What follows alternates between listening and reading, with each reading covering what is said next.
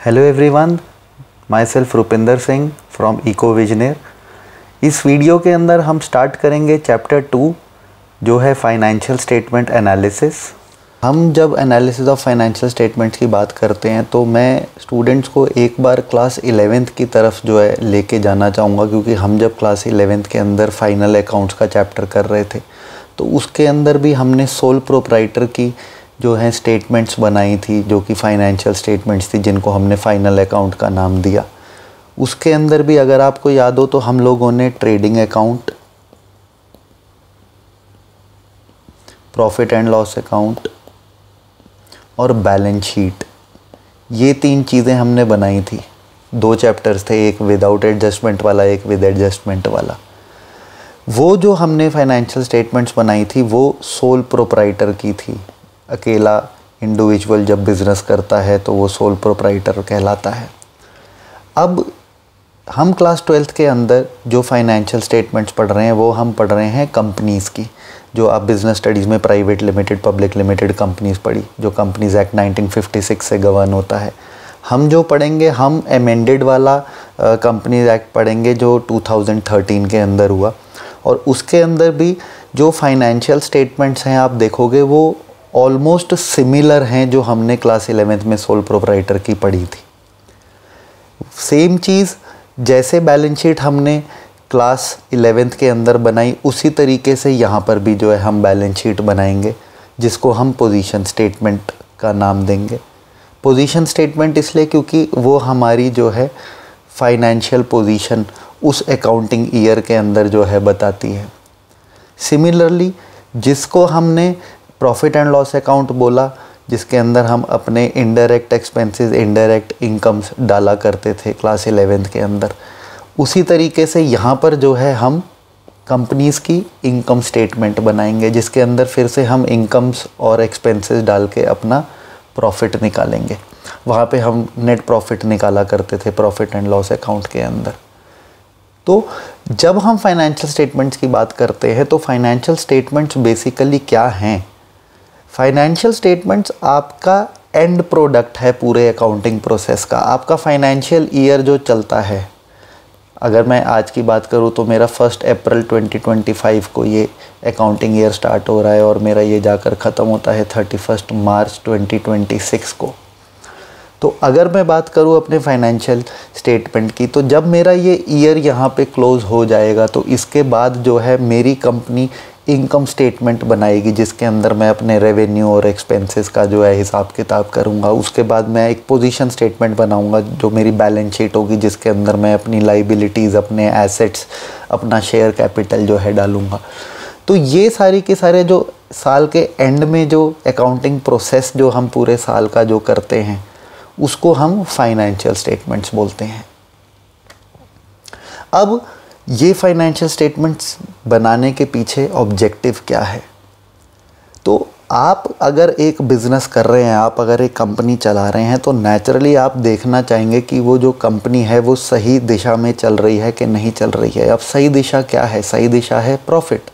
हर business जो है वो प्रॉफिट के लिए काम कर रहा है।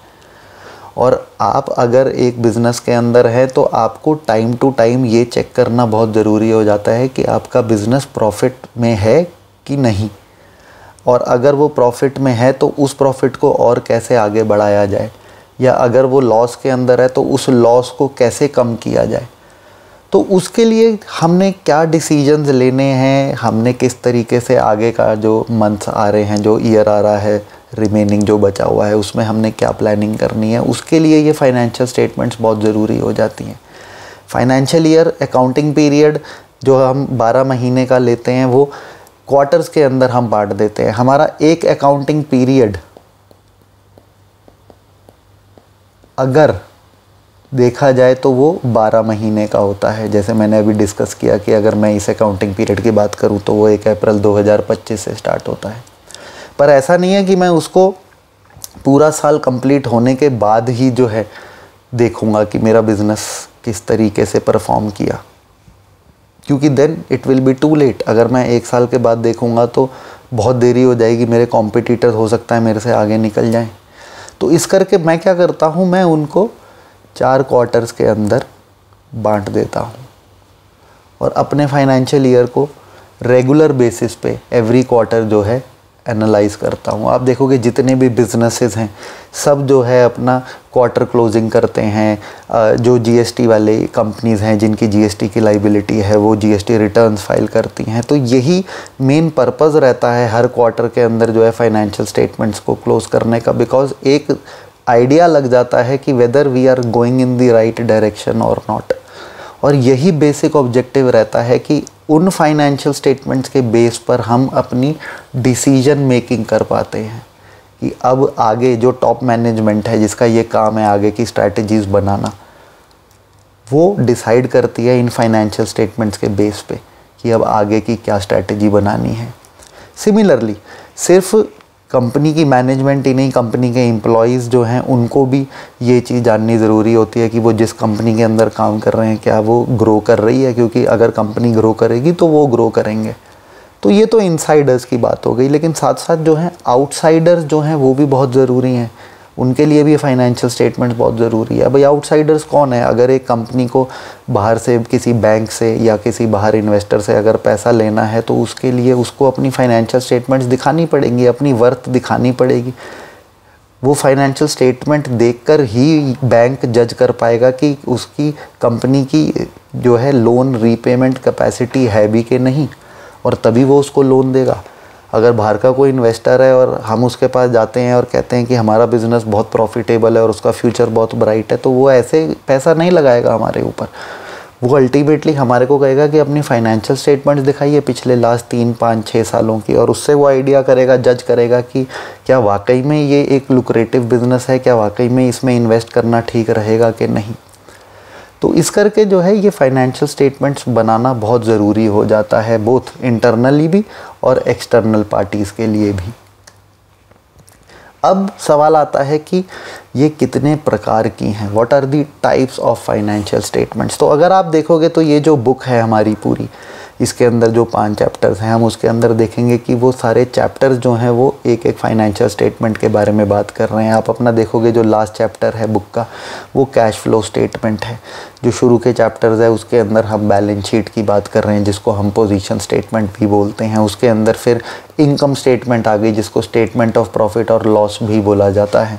हमने प्रॉफिट और लॉस स्टेटमेंट हमने already profit and loss account के रूप में जो है लास्ट ईयर बनाई थी, याद है ना? वो टी शेप हमने इस तरीके से जो है अपना प्रॉफिट एंड लॉस अकाउंट जो है बनाया था।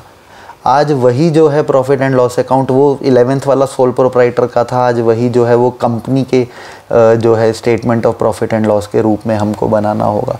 उसके बाद नोट्स टू अकाउंट। अब नोट्स टू अकाउंट क्या है? नोट्स टू अकाउंट बेसिकली जो भी बैलेंस शीट के अंदर, जो भी इनकम स्टेटमेंट के अंदर हमने जो भी पर्टिकुलर्स डाले हुए हैं उन पर्टिकुलर्स का जो सारा एलैबोरेशन है वो एलैबोरेशन जो है हम नोट्स टू अकाउंट के अंदर देते हैं, सो दैट किसी को भी अगर समझना है कि कौन सी चीज़ कहाँ से आई बैलेंस शीट के अंदर तो वो यहाँ से देख के अंदाज़ा लगा सकता है, समझ सकता है। तो these are the types of financial statements. Then users कौन है इन फाइनेंशियल स्टेटमेंट्स के? जैसे मैंने पहले भी बोला कि आपके 2 प्रकार के यूज़र्स जो है रहेंगे फाइनेंशियल स्टेटमेंट्स के अंदर। एक आपके रहेंगे इंटरनल और दूसरे रहेंगे एक्सटर्नल। अब जब इंटरनल की बात होती है तो सबसे पहले बात किन की आती है? सबसे पहले बात आती है शेयर होल्डर्स की। अब ये शेयर होल्डर्स कौन है? ये वो लोग हैं जिन्होंने हमारी कंपनी के शेयर्स खरीदे हैं। अब नेचुरली अगर वो हमारी कंपनी के शेयर्स खरीद रहे हैं तो कुछ प्रॉफिटेबिलिटी के लिए ही खरीद रहे हैं कि ये सोच के खरीद रहे हैं कि आने वाले टाइम में वो शेयर्स का दाम बढ़ेगा तो उनको जो है उसमें मुनाफा होगा, उनको प्रॉफिट होगा। तो उनके लिए ये फाइनेंशियल स्टेटमेंट्स बहुत ज़रूरी हैं, क्योंकि वो ये फाइनेंशियल स्टेटमेंट्स देखकर ही डिसाइड कर पाएंगे कि वाकई में क्या इस कंपनी के शेयर्स लिए जाएं या ना लिए जाएं। देन जो दूसरी चीज़ आती है यहाँ पे, जो दूसरे यूज़र्स आते हैं वो हैं management. Management ultimately driving force है। सारी स्ट्रैटेजी जो है वो मैनेजमेंट बनाती है, किस तरीके से बिज़नेस को आगे लेके चलना है, आगे के जो क्वार्टर आ रहे हैं उनकी क्या प्लानिंग रहेगी, जो फाइनेंशियल ईयर आगे आ रहा है उसकी क्या प्लानिंग रहेगी। और वो टाइम टू टाइम इन फाइनेंशियल स्टेटमेंट्स को जो है देखती है, समझती है और जज करती है कि क्या वाकई में सही डायरेक्शन के अंदर काम हो रहा है कि नहीं हो रहा है। अगर हो रहा है तो उसको और कैसे बढ़ा सकते हैं, और अगर नहीं हो रहा है तो उसके लिए क्या करेक्टिव मेजर्स जो हैं लिए जा सकते हैं। सबसे इम्पॉर्टेंट थर्ड यूज़र्स जो इंटरनल होते हैं वो होते हैं एम्प्लॉयज़। जैसे मैंने भी पहले भी कहा कि हर एम्प्लॉय को ग्रोथ चाहिए। वो चाहता है कि जिस कंपनी के अंदर वो काम कर रहा है वहाँ पे उसको जो है ग्रोथ मिले, उसकी डेवलपमेंट हो, और ये तभी हो पाएगी जब वो कंपनी डेवलप करेगी। तो अब वो कंपनी वाकई में ग्रो कर रही है कि नहीं कर रही है, उसके लिए उसको अल्टीमेटली जो है फाइनेंशियल स्टेटमेंट्स को देखकर ही समझना पड़ेगा कि whether it is going in the right direction or not. तो ये इंटरनल यूज़र्स थे। नेक्स्ट जो आ जाते हैं वो आ जाते हैं आपके एक्सटर्नल यूज़र्स। और जैसे मैंने अभी पिछली स्लाइड के अंदर ही बोला कि बैंक्स और फाइनेंशियल इंस्टीट्यूशंस हमेशा बहुत डीपली जो है फाइनेंशियल स्टेटमेंट्स को एनालाइज करते हैं। क्योंकि ये वो फाइनेंशियल इंस्टीट्यूशंस हैं जो कंपनीज़ को पैसा देते हैं उधार के ऊपर। ये basically long term borrowings provide करते हैं कंपनीज़ को, और वो ये फाइनेंशियल स्टेटमेंट्स इसलिए देखते हैं क्योंकि उनको देखना है कि इस कंपनी की लोन रीपेमेंट कैपेसिटी है भी कि नहीं, कि लोन तो इसने ले लिया लेकिन क्या ये लोन रीपे कर पाएगा। तो लोन रीपेमेंट कैपेसिटी जो है ये देखने के लिए वो फाइनेंशियल स्टेटमेंट्स को एनालाइज करते हैं। दूसरे इन्वेस्टर्स, आप चाहते हैं कि लोग आपके बिज़नेस के अंदर पैसा लगाएं, तो वो लोग भी चाहेंगे कि पहले मैं फाइनेंशियल स्टेटमेंट्स को देखूं, समझूं और फिर जज करूं कि पैसा लगाना वाकई में लुक्रेटिव है कि नहीं, वाकई में मुनाफा होगा कि नहीं होगा। तो वो इन फाइनेंशियल स्टेटमेंट्स को, इन बैलेंस शीट्स को, इन इनकम स्टेटमेंट्स को जो है स्टडी करते हैं। देन आपके क्रेडिटर्स। क्रेडिटर्स कौन है? अगेन बात वहीं आ गई क्रेडिट की, उधार की। आप कोई भी अगर कमोडिटी क्रेडिट पे ले रहे हैं तो नेचुरली वो भी ये देखेगा कि आपकी रीपेमेंट कैपेसिटी है कि नहीं। और वो रीपेमेंट कैपेसिटी कैसे पता लगेगी? आपकी बैलेंस शीट देख के, आपकी प्रॉफिट एंड लॉस स्टेटमेंट देख के, जिसको इनकम स्टेटमेंट कह रहे हैं। देन गवर्नमेंट जो है वो आपसे टैक्स लेती है, और गवर्नमेंट हमेशा ये चीज़ वेरीफाई करती है कि जो टैक्स कंपनी ने पे किया है क्या वो वाकई में जेन्युइन है। कहीं उसके अंदर उन्होंने कुछ मैनिपुलेशन तो नहीं करी, कहीं उन्होंने टैक्स बचाने की कोशिश तो नहीं करी। अब टैक्स कैसे बचाया जा सकता है? अपना प्रॉफिट कम दिखा के, अपने खर्चे ज़्यादा दिखा के। तो इस करके जो है गवर्नमेंट के लिए जो है ये बहुत इम्पॉर्टेंट जो है स्टेटमेंट्स हो जाती हैं, बिकॉज वो जो भी इनकम टैक्स रिटर्न्स या जो भी जीएसटी रिटर्न्स कंपनीज फाइल करती हैं वो अल्टीमेटली इन फाइनेंशियल स्टेटमेंट्स से वेरीफाई करती हैं कि वाकई में जो रिटर्न गई है वो ठीक गई है, कि कहीं उसके अंदर कोई फैब्रिकेशन या मैनिपुलेशन तो नहीं है। देन सेबी जो कि रेगुलेटर है शेयर्स का, स्टॉक्स का इंडिया के अंदर।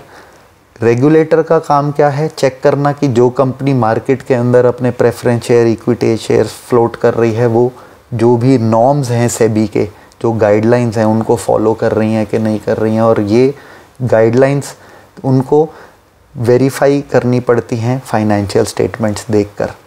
तो ये इंटरनल और एक्सटर्नल यूज़र्स हैं फाइनेंशियल स्टेटमेंट्स के, जो आप देखोगे कि 11th क्लास के अंदर भी जब हम सोल प्रोप्राइटरशिप की बात कर रहे थे तो कुछ सिमिलर काइंड टॉपिक हमने वहाँ पर भी जो है डिस्कस किया था।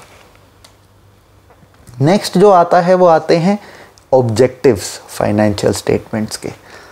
मैंने जब ये स्टार्ट किया था वीडियो तो उसके अंदर सबसे पहली चीज़ मैं ऑब्जेक्टिव्स की ही बात कर रहा था, और उसी ऑब्जेक्टिव को यहाँ पे थोड़ा सा एलैबोरेट करके जो है समझाया गया है कि सबसे पहली चीज़ क्या है, फाइनेंशियल स्टेटमेंट का ऑब्जेक्टिव क्या है, कि आपको प्रॉपर इन्फॉर्मेशन दे।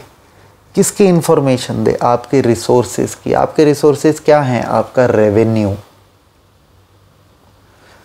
आपकी ऑब्लिगेशंस क्या हैं? आपकी लाइबिलिटीज़, कि आपकी कितनी लेनदारी है, आपकी कितनी प्रॉफिटेबिलिटी है, आपके कितने एसेट्स हैं, कितनी लाइबिलिटीज़ हैं। सबसे पहला ऑब्जेक्टिव तो ये है इन फाइनेंशियल स्टेटमेंट्स का। बैलेंस शीट आपको एसेट लाइबिलिटीज़ बता देगी, शेयर कैपिटल बता देगी, शेयर होल्डर्स का फंड बता देगी।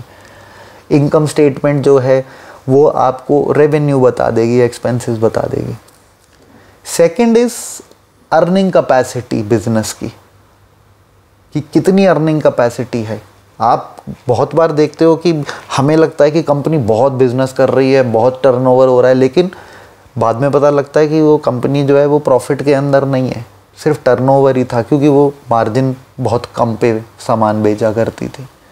तो वो अर्निंग कैपेसिटी जो है वो जज करना आपके लिए तभी पॉसिबल हो पाएगा जब ये फाइनेंशियल स्टेटमेंट्स को आप प्रिपेयर करोगे और उसको फिर समझोगे कि आपके एक्सपेंसेस कितने हैं, क्या आपके एक्सपेंसेस आपके रेवेन्यू से ज़्यादा तो नहीं है।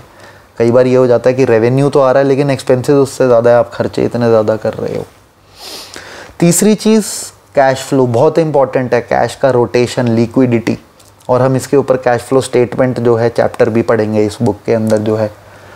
तो कैश फ्लो कितना इनफ्लो है, कितना आउटफ्लो है, ये समझना बहुत ज़रूरी हो जाता है बिज़नेस के लिए, क्योंकि लिक्विडिटी कैश से आती है। तो ये एक अनदर एस्पेक्ट है, ऑब्जेक्टिव है फाइनेंशियल स्टेटमेंट एनालिसिस का।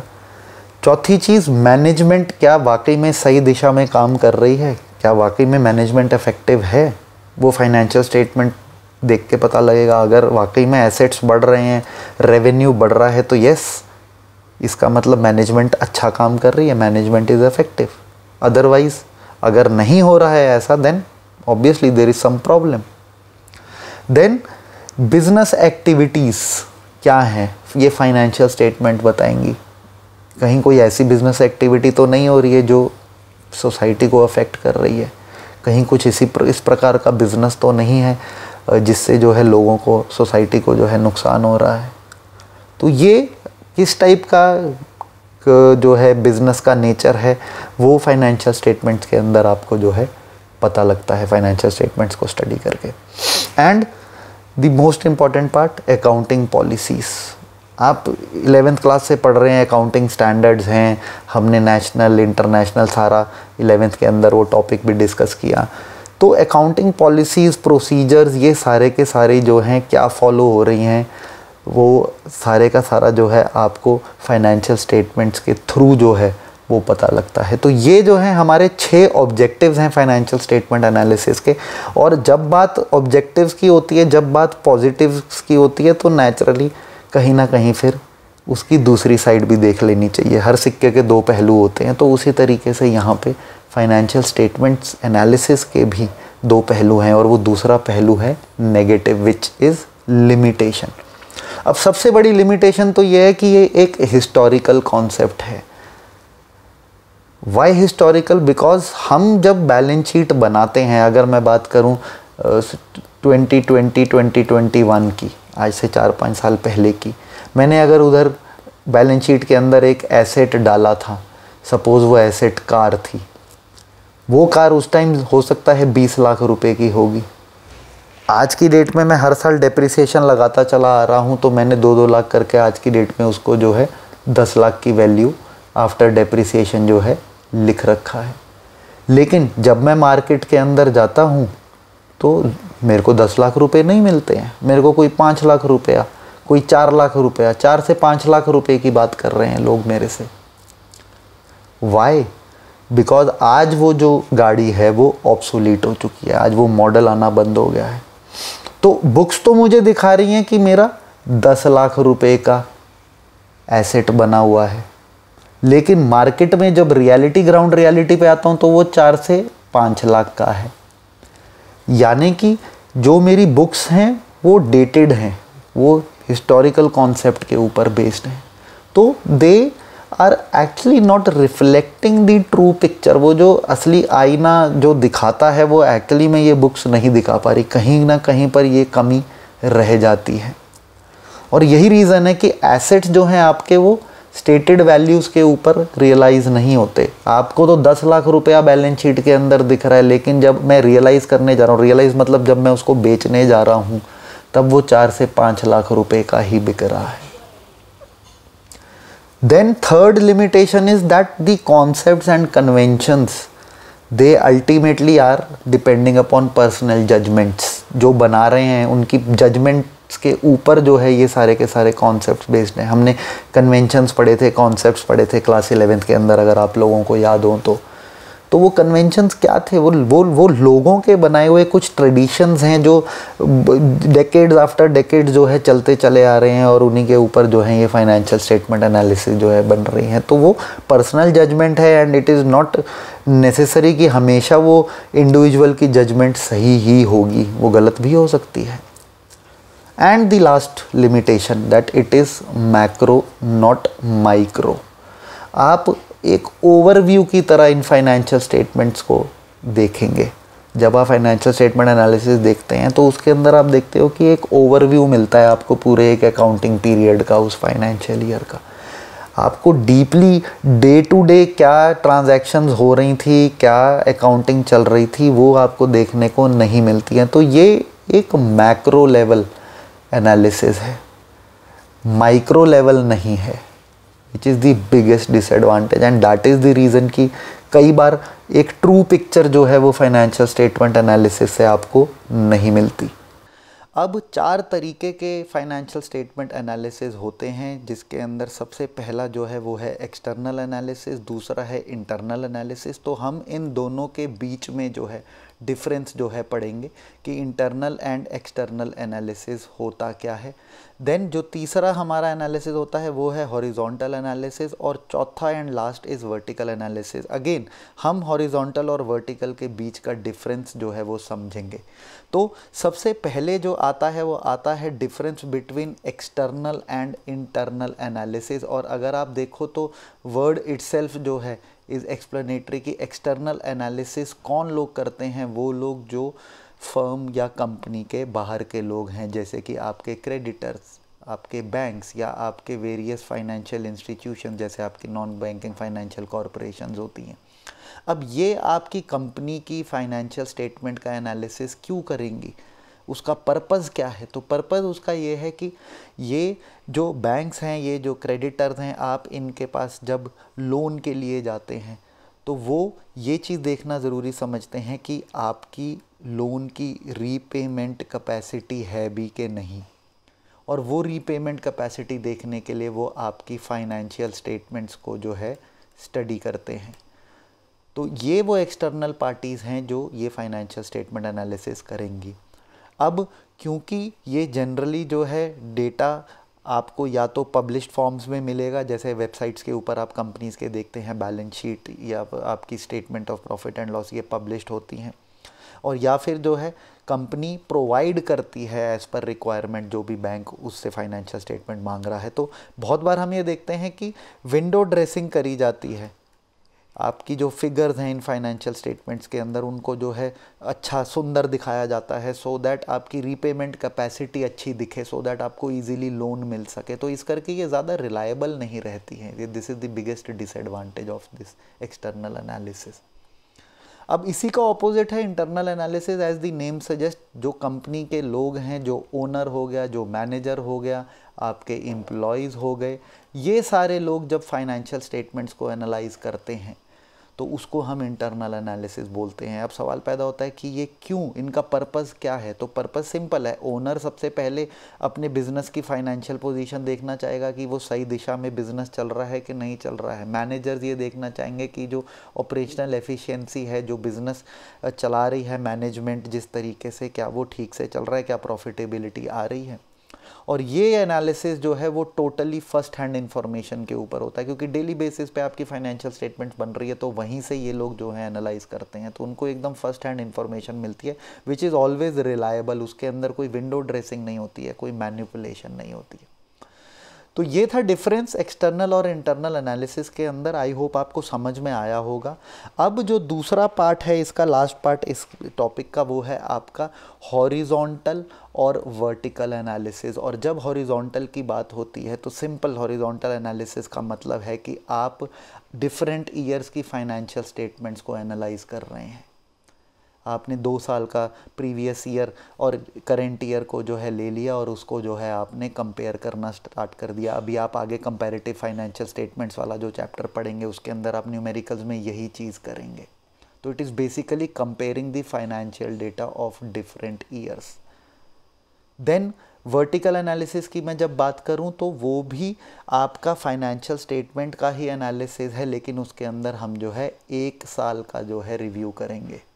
तो यहाँ पर हमने डिफरेंट ईयर्स की बात करी थी, यहाँ पर हम 1 साल की बात कर रहे हैं। अभी हम आगे जब रेशो का चैप्टर करेंगे, अकाउंटिंग रेशोज़ वाला, तो उसके अंदर हम यही चीज़ कर रहे हैं। हमने 1 साल का जो है ग्रॉस प्रॉफिट और नेट प्रॉफिट निकाल लिया, और उससे हमने जो है अपनी gross profit ratio, net profit ratio जो है सेल्स से कंपेयर कर ली। तो इस तरीके से डिफरेंट रेशोज़ जो है हमने उसके अंदर स्टडी करनी है, तो वो आपको और क्लियर हो जाएगा।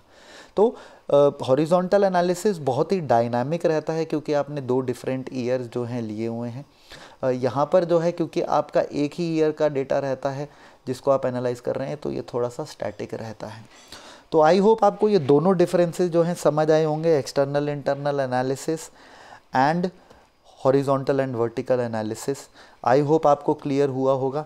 आज के इस वीडियो को मैं यहीं पर ही जो है ख़त्म करूँगा। अगर आपको वीडियो अच्छा लगा तो लाइक ज़रूर करिएगा, अपने फ्रेंड्स के साथ ज़रूर शेयर करिएगा, और चैनल को सब्सक्राइब कर लीजिए सो दैट आने वाले वीडियोज़ को जो है आप देख सकें। Thank you so much, bye for now, see you soon.